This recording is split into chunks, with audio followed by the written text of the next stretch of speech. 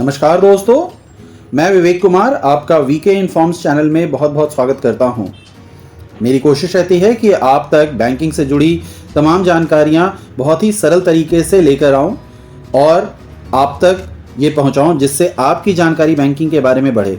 आज हमारा विषय है fixed deposit. Fixed deposit account 7 दिन से लेकर 10 वर्ष तक के खोले जाते हैं। बैंकों में 10 वर्ष से अधिक के fixed deposit account competent court के आदेश पर ही खोले जाते हैं। जैसे एक्सीडेंटल क्लेम में मिलने वाले पैसे माइनर्स के नाम से अगर बैंकों में डिपॉजिट किए जाते हैं फिक्स्ड डिपॉजिट के रूप में, तो वो 10 वर्ष से अधिक के खुल सकते हैं। Fixed deposit account individuals, singly या jointly, firms, corporate bodies, trusts, associations, HUF और पब्लिक अंडरटेकिंग्स वगैरह का खोला जा सकता है। बैंकों में इंटरनेट या मोबाइल बैंकिंग के माध्यम से EFD अर्थात इलेक्ट्रॉनिक फिक्स्ड डिपॉजिट इशू करने की भी सुविधा है। इंटरनेट मोबाइल बैंकिंग के यूजर्स के पास ऑनलाइन ओपन किए गए फिक्स्ड डिपॉजिट को प्रीमेच्योर कैंसिल करने का भी ऑप्शन होता है। लेकिन अगर फिक्स्ड डिपॉजिट पर कोई भी लियन मार्क्ड है तो वैसी स्थिति में FD को बंद नहीं किया जा सकता है। कस्टमर अपने इच्छा अनुसार, अपनी जरूरत के अनुसार किसी भी अमाउंट और टेन्योर का FD नहीं खुलवा सकता है। वो सिर्फ बैंक द्वारा प्रस्तावित अमाउंट और टेन्योर के हिसाब से ही FD को खुलवा सकता है। कुछ बैंक 10 करोड़ से ज्यादा की FD करने पर बेहतर इंटरेस्ट रेट देते हैं, जिसको डिफरेंशियल रेट ऑफ इंटरेस्ट भी कहा जाता है। इनमें ग्राहकों को अधिक ब्याज दर मिलने की संभावनाएं रहती हैं। जब डिपॉजिट एक से अधिक लोगों के नाम पर किया जाता है तो पेमेंट किसी को भी या उनमें से अधिक को या सर्वाइवर्स को या फॉर्मर और सर्वाइवर को किया जा सकता है। लेकिन इसके लिए डिपॉजिटर्स को अकाउंट खुलवाते समय बैंक को ये निर्देश देने होंगे कि पेमेंट किसको किया जाना है। जॉइंट होल्डर्स के लाइफ टाइम के दौरान फिक्स्ड डिपॉजिट के संदर्भ में कोई भी चेंज केवल फॉर्मर और सर्वाइवर के मामले को छोड़कर सभी जॉइंट होल्डर्स द्वारा किए गए रिक्वेस्ट पर ही किया जाएगा। किसी एक डिपॉजिटर के रिक्वेस्ट को बैंक नहीं मानेगा। फॉर्मर और सर्वाइवर मैंडेट के मामले में फॉर्मर इंडिविजुअली अकेले ही मोड ऑफ ऑपरेशन को चेंज कर सकता है और उसके लिए रिक्वेस्ट बैंक को दे सकता है।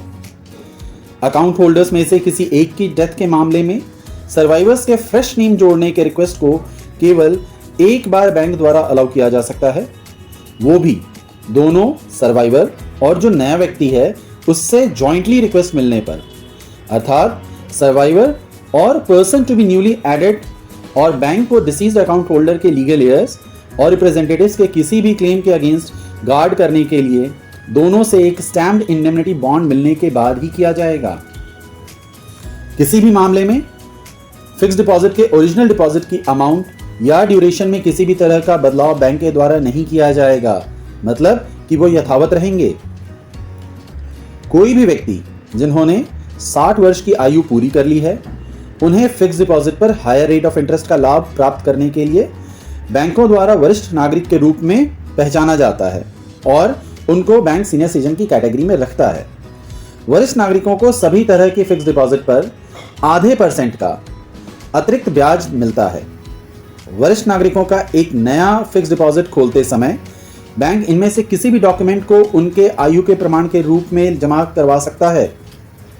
ये कस्टमर की चॉइस पर होगा, जैसे सेकेंडरी स्कूल लिविंग सर्टिफिकेट जिसमें डेट ऑफ बर्थ लिखी हुई हो, LIC policy, voters identity card, pension payment order, birth certificate issued by any competent authority, passport, driving licence, PAN number, Aadhaar या कोई भी अन्य डॉक्यूमेंट्री प्रूफ जिससे ब्रांच मैनेजर सीनियर सिटीजन की एज का वेरिफिकेशन कर सके।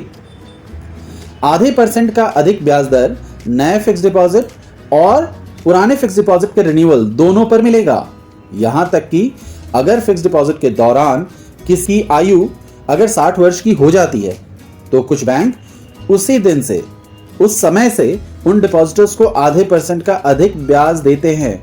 उनको बैंक प्रोस्पेक्टिव सीनियर सिटीजन कहते हैं और उनके लिए ये व्यवस्था बनाते हैं। अगर HUF के कर्ता वरिष्ठ नागरिक हो और उनके नाम पर फिक्स्ड डिपॉजिट खोली जा रही है HUF के बिहाफ पर, तो उसमें सीनियर सिटीजन का एडिशनल रेट ऑफ इंटरेस्ट की फैसिलिटी नहीं मिलेगी। प्रोस्पेक्टिव अकाउंट होल्डर को खाता खोलने के फॉर्म में अपने पैन GIR नंबर का उल्लेख करना आवश्यक है, और यदि डिपॉजिटर के पास पैन या GIR नहीं है तो उन्हें फॉर्म 60 या 61 जो भी एप्लीकेबल हो उसे जमा करवाना आवश्यक है। दोस्तों, उम्मीद करता हूं कि ये जानकारी आपको पसंद आई होगी, और अगर पसंद आया है तो चैनल को सब्सक्राइब करें, लाइक करें और शेयर करें ताकि ये जानकारी अधिक से अधिक लोगों तक पहुंच सके। बहुत बहुत धन्यवाद।